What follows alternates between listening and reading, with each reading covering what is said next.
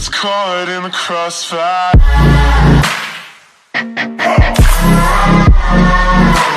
It's caught in the crossfire.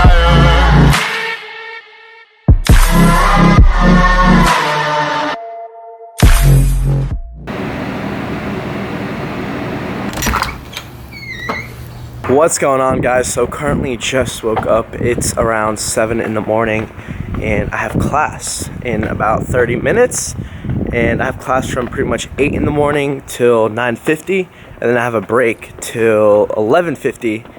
Then I don't get out till around 1:50. So a little bit of a hectic day. That's kind of how my schedules run like on Monday, Wednesdays, and Friday. But pretty much gonna go get some coffee right now from 7-Eleven. It's like literally right down the street, right over there. I live right over here, so definitely need that coffee to stay awake and get through these next few hours. And just to throw this out there, I will be fasted. I'm not gonna be eating anything for the next few hours until maybe around, I'd say like 1 o'clock or so. Maybe I'll have like a granola bar or two around like 10 o'clock after my 9:50 class. But I've really found that being fasted for the first few hours of my day has just helped me big time, you know, just being productive, kind of having a clear mind, especially now that I'm doing this like a little bit of an aggressive cut for these next few days for the 10,000 calorie challenge in just a few days. So yeah.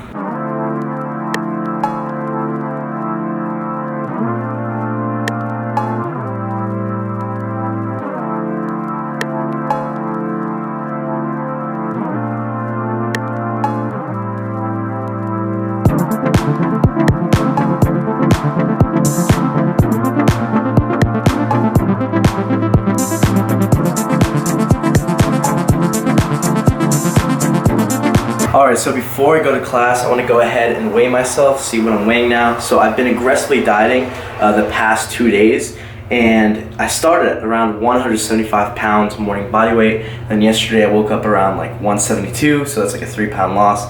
Then now, let's go ahead and see what I am. It's around 7:30 in the morning, like I said. And let's go ahead and check out the weight. 69.2. Just goes to show how quickly you can like lose weight, especially when you've been bulking for such a long time. It's probably just all water weight, guys. It's not just body fat. I'm only doing this for a few days before the 10,000 calorie challenge, just so I give myself some leeway and I don't put on a ton of excess body fat and have to cut right after the 10,000 calorie challenge. I'll just go back to doing what I was doing before all that and before dieting, and kind of just be back on track with my lean bulk. But anyways, that's kind of what my weight is right now. I'll be doing this for the next few days. This is how like the physique's looking like. Kind of dry right now. It's crazy like how only like 2 days of just like aggressive dieting can really make you feel. I don't feel bad or anything. It's just like I feel a lot tighter already. But anyways, that's pretty much it. Right after I get back from class, I'll explain to you all exactly what my plan is when it comes to cardio for the next few days, and my training, and then my macros and all that. By the way, so I'm about to have this coffee in the morning, right? And I told you all how usually I'm fasted, and then I'll just have like a coffee and I won't eat for the next few hours. A lot of people, or not a lot of people, but there's been a few people that told me that they'll have coffee in the morning and not eat anything, but then like 2 hours later, their blood sugar will still be high, even though obviously coffee doesn't have any carbohydrates. And these people are telling me they're not putting even any Splenda or any creamers in there, just having it black, yet still spiking their blood sugar. And you know, even when I just checked my blood sugar right now, let's say it was 131, I just took 2 units of insulin, because you need to still correct in the morning because your body hasn't had any insulin in it for the whole night, you know? So your body's gonna slowly increase with your blood sugar. So always keep that in mind, you know? It's not just about not having any carbohydrates, especially in the morning. I think that's the trickiest time to have stable blood sugars.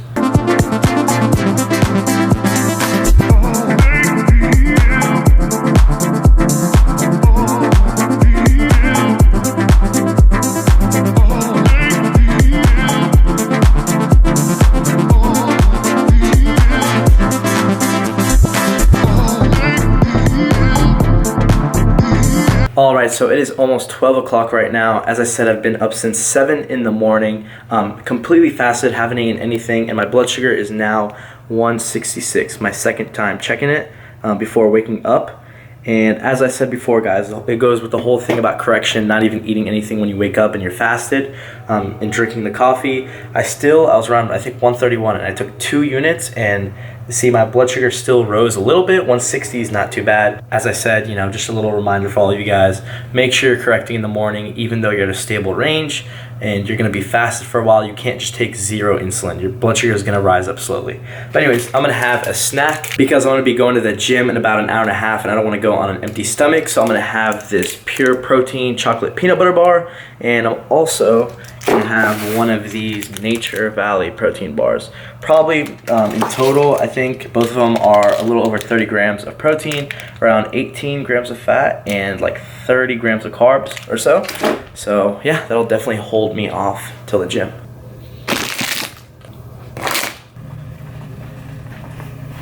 All right, so let me show you all exactly how I'm gonna be preparing for the 10,000 calorie challenge so it doesn't set me too far back behind in terms of gaining excess body fat. All right, so I'm gonna have to worry about 3 main components. 1 is going to be my diet, 2 is going to be cardio, and my 3rd one is going to be training.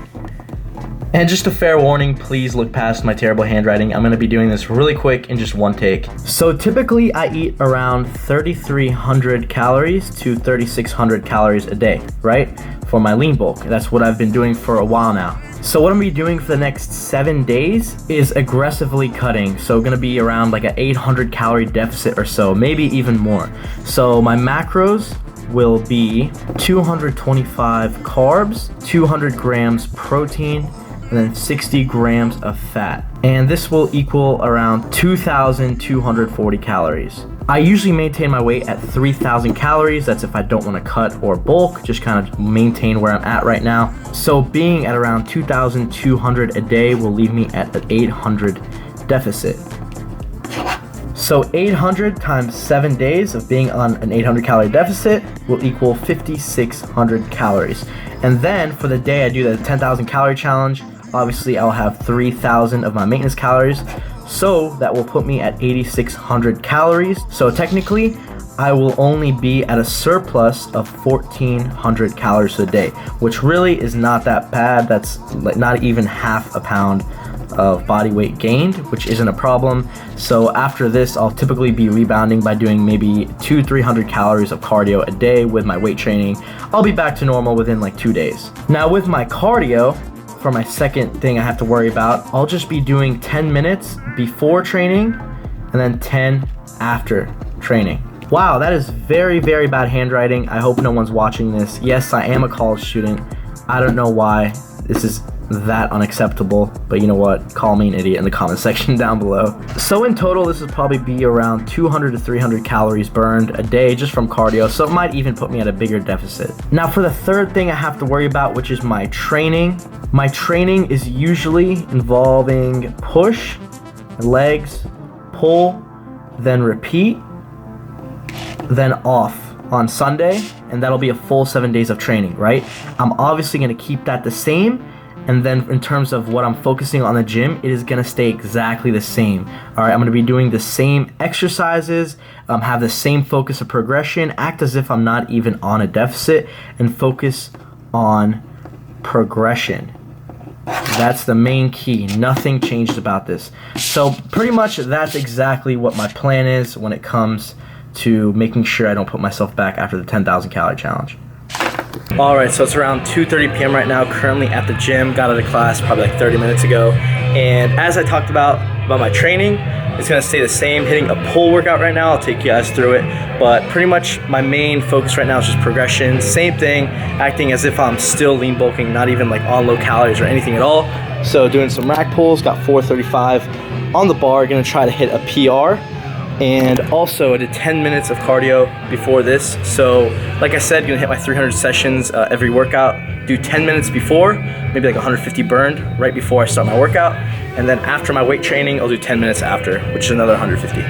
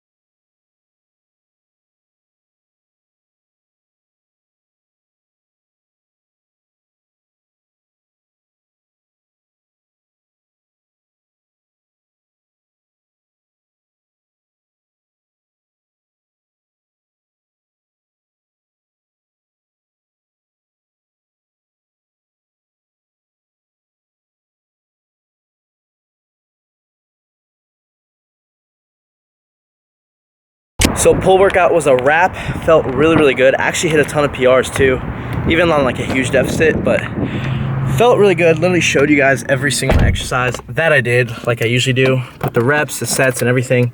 So like I said, man, go ahead, try these workouts out. What'd you think of that pull workout, bro? Pretty solid? Yeah, pretty solid, dude. Got my man's, my workout buddy back. But anyways, gonna get some, gonna get something to eat. And got a lot of other stuff to do. I can't even talk right now, dude. I'm so hungry. I've had like 500 calories all day. So back home from the gym, got my post-workout meal. Have around 120 grams of gluten-free oats with a scoop of whey protein, pretty much chocolate protes. That's what I call them. And then I have around 8 egg whites. Now when I'm bulking, you will never see me have oats and egg whites. If I was bulking, which I usually am, obviously lean bulking, I would have whole eggs instead of egg whites, and I'd have like a big bowl of cereal just because it's less filling, it's more calories, etc. But you know, that's kind of a tip for all you people cutting out there. I know I usually give tips for people bulking, you know, but hey, trying to give tips for all you guys who are cutting too.